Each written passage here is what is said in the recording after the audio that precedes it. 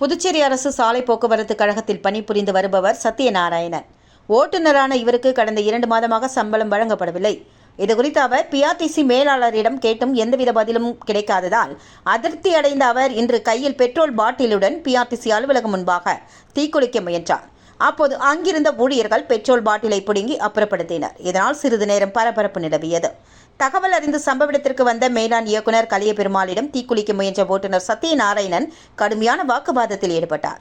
அப்போது அவர் கடந்த 2 மாதம் சம்பளம் இல்லாமல் குடும்பம் கஷ்டப்பட்டு வருவதாகவும், பள்ளியில் பிள்ளைகளுக்கு கல்வி கட்டணம் கூட செலுத்த முடியாத நிலை நிலவி வருகிறது என்றும், எனவே உடனடியாக தனக்கு சம்பளம் வழங்கப்பட வேண்டும் என்றும் மேலாண் இயக்குநரிடம் வாக்குவாதத்தில் ஈடுபட்டார்.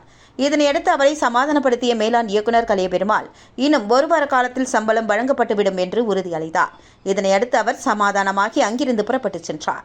பிஆர்டிசி போக்குவரத்து கழகத்தில் 2 மாதம் சம்பளம் இல்லை என்று திடீரென ஓட்டுநர் பெட்ரோல் ஊற்றி தீக்குளிக்க முயன்ற சம்பவம் புதுவையில் தேர்தல் நெருங்கி வரும் நிலையில் பெரும் பரபரப்பை ஏற்படுத்தியுள்ளது.